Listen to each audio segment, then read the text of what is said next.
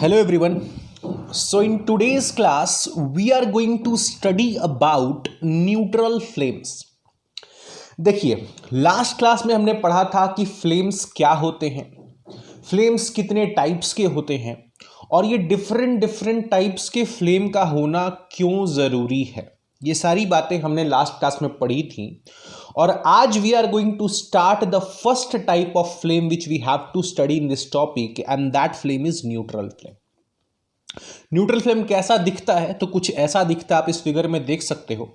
अभी हम इसके कलर के बारे में, इसके डायग्राम के बारे में बहुत ही अच्छे से बात करेंगे, बट उससे पहले हम देखते हैं कि न्यूट्रल फ्लेम हम बना कैसे सकते हैं, कौन सा कॉम्पोजिशन है जो हम मेंटेन करेंगे तो हमें न्यूट्रल फ्लेम मिलेगा। तो देखो, आपको पता है कि ऑक्सी एसिटिलीन गैस वेल्डिंग में आपको एसिटिलीन को जलाना है ऑक्सीजन के प्रेजेंस में, ठीक है, यानी कि एसिटिलीन और ऑक्सीजन से ही हम इसमें डील कर रहे होते हैं। तो अगर आप ऑक्सीजन और एसिटिलीन का रेशियो 1:1 मेंटेन करके चलते हो, फिर से सुनना, अगर आप ऑक्सीजन और एसिटिलीन का रेशियो 1:1 मेंटेन करके चलते हो, then you will get a neutral flame. अब ये 1:1 का मतलब क्या है? 1:1 का मतलब ये है कि अगर आप 1 मोल एसिटिलीन ले रहे हैं तो आपको ऑक्सीजन भी 1 मोल ही लेना होगा। अगर आप 5 मोल एसिटिलीन ले रहे हैं तो ऑक्सीजन भी 5 मोल ही लेना होगा, यानी कि जितना एसिटिलीन आप ले रहे हैं उतना ही आपको ऑक्सीजन भी सप्लाई करना पड़ेगा। तो anyhow if you maintain a ratio of 1:1 between oxygen and acetylene, then you are going to get what? Neutral flame. ठीक है, तो ये बात हो गई भैया कॉम्पोजिशन की कि न्यूट्रल फ्लेम हम कैसे बना सकते हैं। नेक्स्ट हम बात करते हैं न्यूट्रल फ्लेम के कलर की, इसके अपीयरेंस की। तो देखिए, ध्यान से देखिए इस फिगर को। Here you can see that there are 2 zones. First is this inner white cone, ये जो आपका अंदर वाला जो कोन है, white cone, inner white cone, first zone is this, and the second one is this outer bluish cone. First is inner white cone and second is outer bluish cone. दोनों का colour आप देखो different है। This is white, मतलब एक ही flame में, same flame में there are 2 different regions having different colour. This is inner white cone, this is outer bluish cone. ऐसा क्यों है? Why is there a difference of colour between this region and this region? तो सबसे पहले बात करते हैं इनर व्हाइट कोन की। ये व्हाइट कलर इसलिए है, इट इज एन इंडिकेशन कि भाई साहब इस रीजन में इनकम्प्लीट कंबशन हो रहा है, कंबशन पूरी तरह से नहीं हो पा रहा है। There is an incomplete combustion occurring in this region, that is why the colour of this region is white. और ये जो आउटर कोन आप देख रहे हो which is bluish in colour, this is bluish in colour because यहां पर पूरा कंप्लीट कंबशन हो रहा है। ठीक है, अभी तक बात समझ में आएगी क्यों there is a colour difference between the inner white cone and outer bluish cone. ठीक है, कॉम्पोजिशन पे बात कर लिया, कलर पे बात कर लिया। अब कलर में आपको एक चीज ध्यान रखिएगा, अभी आगे भी डिस्कशन में आने वाला है कि इस रीजन का कलर व्हाइट है, क्यों? क्योंकि यहां पर इनकम्प्लीट कंबशन हो रहा है। इस रीजन का कलर ब्लू है, क्यों? क्योंकि यहां पर कंप्लीट कंबशन हो रहा है। अब तीसरे टॉपिक पर बात करते हैं, वो है टेम्परेचर। देखिए, फ्लेम तो आपका एक है न्यूट्रल फ्लेम, बट इसी फ्लेम में कहीं पर आपको टेम्परेचर मिल रहा है 3100 डिग्री सेल्सियस और दूसरी तरफ आपको टेम्परेचर मिल रहा है ओनली 1275 डिग्री सेल्सियस। बट एक ही फ्लेम में 2 रीजन्स हैं और दोनों में इतना ज्यादा टेम्परेचर का डिफरेंस है। इनर व्हाइट कोन में कितना टेम्परेचर मिल रहा है? 3100 डिग्री सेल्सियस। आउटर ब्लूइश कोन जो है, यहां पर कितना टेम्परेचर मिल रहा है? 1275 डिग्री सेल्सियस। तो क्वेश्चन ये उठता है कि why is there a temperature difference between these 2 regions? पहली बात तो, पहला सवाल तो ये टेम्परेचर डिफरेंस क्यों हो रहा है? दूसरा, अभी हमने पढ़ा था कि यहां पर इनकम्प्लीट कंबशन होता है, यहां पर कंप्लीट कंबशन होता है। अब मेरे भाई जरा मुझे एक बात बताओ, अगर यहां पर कंप्लीट कंबशन हो रहा है तो यहां पर ज्यादा हीट मिलेगा कि नहीं मिलेगा? आई रिपीट, यहां पर मैंने बोला इनकम्प्लीट कंबशन हो रहा है, यहां पर मैंने बोला कंप्लीट कंबशन हो रहा है। तो जहां पर कंप्लीट कंबशन हो रहा है वहां पर ज्यादा हीट मिलेगा कि नहीं मिलेगा? मिलेगा। और अगर ज्यादा हीट यहां पर मिलेगा तो यहां का टेम्परेचर ज्यादा होना चाहिए कि नहीं चाहिए? बिल्कुल होना चाहिए। पहली बात तो ये हो गई।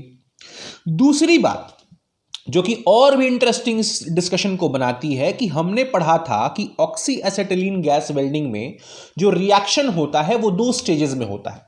The first stage is this primary reaction जो हमने यहां लिखा हुआ है, and the second stage is this secondary reaction. मजे की बात क्या है कि दोनों ही प्राइमरी रिएक्शन में और सेकेंडरी रिएक्शन में दोनों ही स्टेजेस में आपको हीट मिलता है। यहां पर भी आप प्रोडक्ट में हीट आपको मिल रहा है, यहां पर भी आपको हीट मिल रहा है, दोनों ही स्टेजेस में आपको हीट मिलता है। अब मजे की बात क्या है कि ये जो प्राइमरी रिएक्शन होता है ये इनर व्हाइट कोन जोन में होता है, और ये जो सेकेंडरी रिएक्शन होता है वो कहां होता है, वो आउटर ब्लूइश कोन में होता है। लेकिन इससे भी ज्यादा इंपॉर्टेंट बात यह है कि दोनों में जो आपको हीट मिल रहा है, अगर आप दोनों के हीट को कंपेयर करोगे तो आपको पता चलेगा कि the heat which you are getting in the second stage, that is the heat which you are getting in the secondary reaction is much higher than the heat which you are getting in the primary reaction. I repeat, मैंने कहा कि ये दोनों reactions कहां होते हैं। Primary reaction होता है यहां पर इनर व्हाइट कोन जोन में, सेकेंडरी रिएक्शन होता है कहां पर, आउटर ब्लूइश कोन जोन में। तो अगर सेकेंडरी रिएक्शन यहां पर हो रहा है और मैं बोल रहा हूं कि सेकेंडरी रिएक्शन में ज्यादा हीट मिलता है, तो इस रीजन में सेकेंडरी रिएक्शन हो रहा है, यहां पर ज्यादा हीट मिल रहा है, तो यहां का टेम्परेचर ज्यादा होना चाहिए कि नहीं होना चाहिए? बिल्कुल होना चाहिए भाई। जहां ज्यादा हीट मिलेगा वहां का टेम्परेचर तो ज्यादा होना चाहिए। बट हो क्या रहा है, हो ये रहा है कि टेम्परेचर जो इनर व्हाइट कोन में है वो ज्यादा है और आउटर ब्लूइश कोन का टेम्परेचर कम है। अभी तक हमने मेन 2 ही बात करा। पहला कि जहां पर कंप्लीट कंबशन हो रहा है वहां का टेम्परेचर ज्यादा होना चाहिए, लेकिन वो है नहीं। दूसरा कि जहां पर ज्यादा हीट मिल रहा है वहां का टेम्परेचर ज्यादा होना चाहिए, लेकिन वो भी नहीं है। तो ऐसा क्यों हो रहा है? Why is there a contradiction between what we are expecting and what we are getting? Why is this contradiction happening? तो इसके 2 रीजंस हैं। पहला ये देखो, अब ध्यान से समझना कि क्या रीजन है कि ये टेम्परेचर डिफरेंस है, और इस टेम्परेचर डिफरेंस की वजह से ही भले ही आपको मैक्सिमम टेम्परेचर 3100 डिग्री सेल्सियस मिल जा रहा है, कहां मिल रहा है, इनर व्हाइट कोन में। इनर व्हाइट कोन में भी कहां पर, ये जो इंटरसेक्शन है इनर व्हाइट कोन और आउटर ब्लूइश कोन का, just at this intersection point you get this maximum temperature. तो भले ही आपको मैक्सिमम टेम्परेचर 3100 डिग्री सेल्सियस ये फ्लेम दे रहा है, लेकिन जो एवरेज टेम्परेचर ये फ्लेम आपको देता है वो ओनली 2000 टू 2100 डिग्री सेल्सियस के आसपास लाई करता है। तो ये कॉन्ट्राडिक्शन क्यों होता है, अब हम इसे समझने जा रहे हैं। ठीक है, कि why is there temperature difference, plus जहां पर हमें ज्यादा टेम्परेचर होना चाहिए वहां पर कम है और जहां पर कम होना चाहिए वहां पर ज्यादा है, ऐसा क्यों हो रहा है? तो देखिए, ध्यान से देखिए, ये बात तो सही है कि भाई साहब यहां पर ज्यादा हीट मिल रहा है, यहां पर प्योर कंप्लीट कंबशन हो रहा है तो यहां पर हीट ज्यादा होना चाहिए, प्लस यहां पर सेकेंडरी रिएक्शन हो रहा है, यहां पर हीट ज्यादा होना चाहिए। ऐसे भी आप समझ सकते हो कि यहां पर हीट ज्यादा होना चाहिए, तो यहां पर हीट तो ज्यादा मिल रहा है। लेकिन यहां पर दूसरा बात जो आप नहीं देख रहे हैं वो ये है कि ये जो आउटर ब्लूइश कोन रीजन का एरिया है वो एरिया इनर व्हाइट कोन से बहुत ज्यादा है। तो अब भाई आप ये सोचोगे कि ये एरिया ज्यादा होने से क्या फर्क पड़ता है? भाई एरिया ज्यादा होने से ही फर्क पड़ता है, क्योंकि हीट ट्रांसफर अगर आपने पढ़ा है तो आपको पता होना चाहिए कि अगर एरिया ज्यादा होगा तो कन्वेक्शन लॉसेस ज्यादा होंगी। मैं क्या बोल रहा हूं कि यहां पर हीट, आप ठीक है आपने हीट ज्यादा क्रिएट कर दिया आउटर ब्लूइश कोन रीजन में, लेकिन भाई साहब आप एरिया भी तो बहुत ज्यादा है, और अगर एरिया ज्यादा होगा तो यहां पर कन्वेक्शन लॉसेस भी तो ज्यादा होंगी। ये रहा पहला रीजन। ठीक है, कि due to this larger area the convection losses, the convection heat loss in this outer bluish cone region is way higher than the inner white cone region. तो एक तो रीजन ये रहा कि यहां पर टेम्परेचर कम क्यों हो जाता है। जो दूसरा रीजन है, बहुत ही इंटरेस्टिंग रीजन है ये भी, कि जिसके चलते यहां का टेम्परेचर कम होता है। ध्यान से देखिए इस सेकेंडरी रिएक्शन को। इस सेकेंडरी रिएक्शन में क्या क्या आपको प्रोडक्ट मिल रहा है? First is carbon dioxide, second is water और हीट। हमने अभी तक बात किस पे करा? हीट पर बात करा, कार्बन डाइऑक्साइड पे भी बात नहीं करा और वाटर पे भी बात नहीं करा। अब ये दोनों में से जो वाटर है वो यहां पर क्रिटिकल रोल प्ले करता है। क्या रोल प्ले करता है? कि भाई वाटर जैसे ही यहां पर आपने बनाया सेकेंडरी स्टेज में, जैसे ही आपने वाटर बनाया, वाटर क्या करेगा अपने हिस्से का हीट लेकर के इवेपोरेट कर जाएगा। भाई सोचो कि कोई इंसान है जिसके दो बेटे हैं, दोनों बेटे जब बड़े होंगे तो दोनों क्या करेंगे, अपने बाप से अपना अपना हिस्सा मांगेंगे कि भाई मुझे मेरा हिस्सा दो। तो इस रिएक्शन में आपको दो प्रोडक्ट्स बन रहे हैं, first is carbon dioxide, second is water. Water क्या करेगा, ये बोलेगा कि मुझे अपने हिस्से का हीट दो, मैं अपना हीट लूंगा और मैं इवेपोरेट कर जाऊंगा। और वाटर यही करता है। जो H2 यहां पर बना, जैसे ही H2 यहां पर बनता है वो अपने हिस्से का हीट लेकर के इवेपोरेट कर जाता है। तो कुछ amount of heat, certain amount, ये यहां रीजन में ज्यादा हीट तो बन गया, चलिए ठीक है बन गया, लेकिन पहला तो ये कि certain amount of that heat is getting lost due to convection losses. Second, the rest of the amount of that heat is taken by water and water is getting evaporated by taking that amount of heat. तो जो effective amount of heat जो आपको बच गया, that is way lower than the heat which you are expecting to get out of this zone.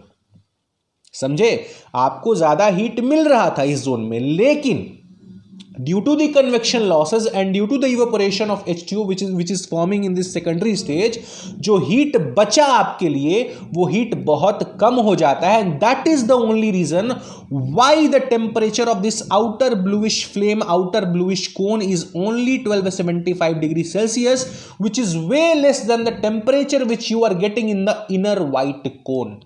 आई बात समझ में? And due to this temperature difference, the average temperature which you get from this neutral flame is only within the range of 2000 to 2100 degree Celsius. तो ये रही बात temperature की। अभी तक हमने क्या क्या बात करा, अभी तक हमने बात करा कॉम्पोजिशन पे। ये कॉम्पोजिशन याद करना बहुत जरूरी है, क्योंकि बहुत सारे ऑब्जेक्टिव एग्जाम्स में डायरेक्टली ये कॉम्पोजिशन ही आपसे पूछ लिया जाता है कि भैया न्यूट्रल फ्लेम के लिए कौन सा कॉम्पोजिशन होना चाहिए।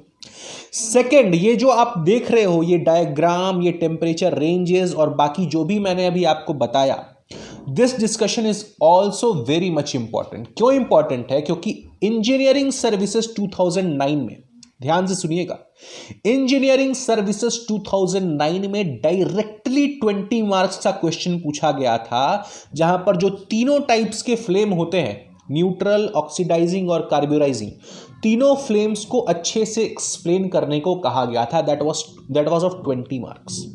समझ में आ रही है बात? सो दैट इज वाई अभी तो हम सिर्फ न्यूट्रल फ्लेम की ही बात कर रहे हैं, नेक्स्ट क्लास में हम ऑक्सीडाइजिंग और कार्ब्यूराइजिंग फ्लेम की भी बात करेंगे। But this discussion whatever we have studied in the last 10 minutes, this is very important. अब लास्ट चीज जो इस टॉपिक में बच रही है वो ये है कि सर ठीक है, आपने बात कर लिया कॉम्पोजिशन का, आपने बात कर लिया कलर का, आपने बात कर लिया टेम्परेचर का, आपने सब कुछ बात कर लिया, बट इसका एप्लीकेशन भी तो बताओ कि भाई साहब न्यूट्रल फ्लेम से हम किन किन मटेरियल्स को वेल्ड करते हैं। ये हम पढ़ क्यों रहे हैं, हमें क्यों पढ़ रहे हैं? Why? Because we have to perform welding, we have to perform oxyacetylene gas welding. तो ये भी तो बताइए कि न्यूट्रल फ्लेम की हेल्प से आप कौन कौन से मटेरियल्स का आप वेल्डिंग कर सकते हो। तो मैं आपको एक बात बता दूं कि this type of flame, the neutral flame, is a very favourite flame for all the welders. क्यों? क्योंकि you can weld almost all the ferrous as well as non-ferrous materials using this neutral flame। इस neutral flame के help से जितने भी ferrous और non ferrous materials हैं आप सभी का वेल्डिंग कर सकते हो। But there is an exception and that exception is brass. Brass में क्या होता है भैया, क्यों नहीं कर सकते न्यूट्रल फ्लेम से? तो ब्रास का वेल्डिंग हम न्यूट्रल फ्लेम से इसलिए नहीं कर सकते क्योंकि ब्रास में क्या होता है, कॉपर और जिंक। अब जो जिंक है जो ब्रास के अंदर है वो क्या करता है कि यहां पर इवेपोरेट कर जाता है। जैसे ही आप न्यूट्रल फ्लेम से आप ब्रास को करने जाओगे वेल्ड, जिंक क्या करेगा, वो इवेपोरेट कर जाएगा। तो ब्रास में सिर्फ क्या बच जाएगा, सिर्फ और सिर्फ कॉपर बच जाएगा। तो अगर आप न्यूट्रल फ्लेम से ब्रास को वेल्ड करने जाओगे तो the zinc present in that brass will evaporate and what will be left, only copper will be left. So आप क्या कर रहे हो, आप ब्रास का पूरा कॉम्पोजिशन ही बिगाड़ दे रहे हो न्यूट्रल फ्लेम की वजह से। So that is why we do not use neutral flame for welding brass made materials. बाकी सारे फेरस और नॉन फेरस मटेरियल्स के लिए न्यूट्रल फ्लेम अच्छे से काम करता है। तो अब सवाल ये उठता है कि भैया ब्रास को अगर न्यूट्रल फ्लेम से नहीं कर सकते तो फिर कौन से फ्लेम से करेंगे? अब कौन से फ्लेम से करेंगे ये हम नेक्स्ट क्लास में पढ़ेंगे, ठीक है। In next class we are going to study oxidising flame, और फिर हम बात करेंगे कि जो लिमिटेशंस है न्यूट्रल फ्लेम की, जैसे कि ये ब्रास का वेल्डिंग नहीं कर सकता, क्या वो लिमिटेशंस ऑक्सीडाइजिंग फ्लेम में भी होंगी या फिर वो लिमिटेशंस नहीं रहेंगी, ठीक है। So this was all for today. इस क्लास में हमने क्या क्या पढ़ा? हमने पढ़ा composition of neutral flame, colour of neutral flame, temperature in the neutral flame, और ये टेम्परेचर का वेरिएशन क्यों होता है, एप्लीकेशन ऑफ न्यूट्रल फ्लेम। अब नेक्स्ट क्लास में बात होगी ऑक्सीडाइजिंग फ्लेम पे। सो आई होप कि आपको चीज़ें समझ में आई होंगी। अगर आपने नोट्स बना लिया है बहुत अच्छी बात है, अगर आप नोट्स नहीं बना पाए हो तो मैं अपने डिस्क्रिप्शन बॉक्स में अपने टेलीग्राम चैनल का लिंक दे दूंगा, आप जाकर वहाँ से PDF डाउनलोड करके पढ़ सकते हो। So thank you very much for watching this video. Now we will meet in next class with oxidizing flames.